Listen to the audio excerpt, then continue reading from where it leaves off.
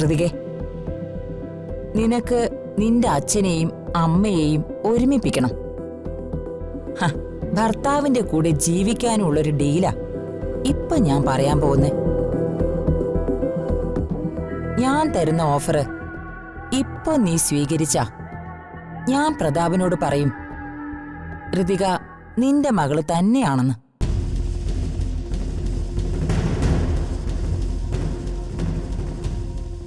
എനിക്ക് പറ്റിയ തെറ്റിദ്ധാരണ കൊണ്ടുണ്ടായ പ്രശ്നങ്ങളാ ഇതെല്ലാന്ന്.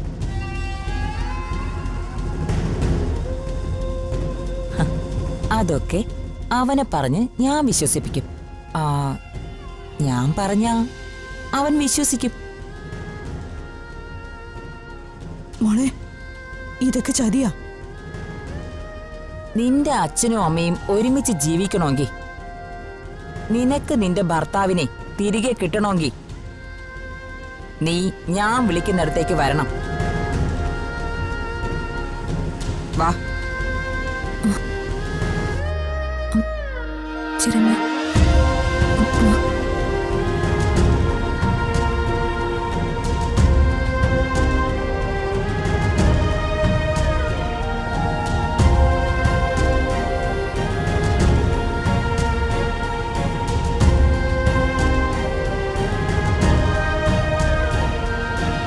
ഞാൻ ഈ ഡീല് സംസാരിക്കുന്നത് ഋതികയോട് മാത്രമാ.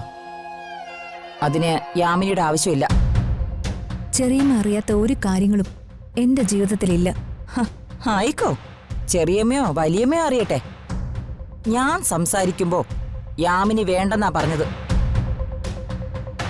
അത് കഴിഞ്ഞ് എന്റെ ഡീല് നിങ്ങൾ ഡിസ്കസ് ചെയ്തോ, അതിലെനിക്കൊരു വിരോധവും ഇല്ല. മോള് ചെല്ല്, ഞാൻ ഇവിടെ തന്നെ ഉണ്ടാവും. ഇവർക്ക് പറയാനുള്ളത് എന്താന്ന് കേക്ക്. അത് മാത്രമല്ല, ഞാൻ വന്നാ എനിക്ക് ദേഷ്യം വരും. ചെല്ല്.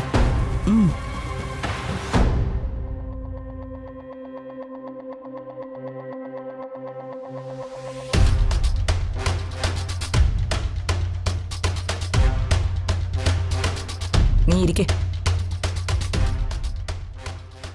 അമ്മായിയും മരുമോളും കൂടി ഒരു ഡീല് സംസാരിക്കുന്നതല്ലേ, അപ്പോ നമുക്ക് ഇരുന്നുകൊണ്ട് സംസാരിക്കാം. നീ ഇരിക്കേ. ഇവിടെ ഇപ്പോ നിന്റെ പ്രധാന പ്രശ്നം നീ പ്രതാപന്റെ മകള് തന്നെയാണോന്ന് പ്രതാപൻ വിശ്വസിക്കാത്തതല്ലേ? അതല്ലേ? അവൻ നിന്നെ ഇപ്പോഴും ഒരു വളർത്തു മകളായിട്ടാ കണ്ടിരിക്കുന്നെ. അവന്റെ ആ തെറ്റിദ്ധാരണ നീക്കണം. ഇത് തന്നെയല്ലേ നിങ്ങൾ കുറച്ചു മുൻപ് പറഞ്ഞത്? എന്നാ ഞാൻ പ്രതാപനിൽ അടിച്ചേൽപ്പിച്ചിരിക്കുന്ന എല്ലാ തെറ്റിദ്ധാരണകളും നീക്കിത്തരാം.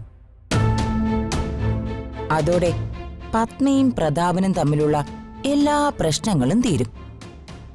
അവരൊന്നാവുകയും ചെയ്യും. അതിനെന്താ നിങ്ങളുടെ ഡീല്? ഡീൽ ഇത്രയേ ഉള്ളൂ. പത്നിയും പ്രതാപനും നീയും ഒരുമിക്കുന്നതിൽ എനിക്ക് സന്തോഷമേ ഉള്ളൂ. പക്ഷേ നിങ്ങൾ ഒരുമിക്കുമ്പോ ഞാൻ സ്വാഭാവികമായും ഈ വീട്ടിൽ നിന്ന് പുറത്താവും.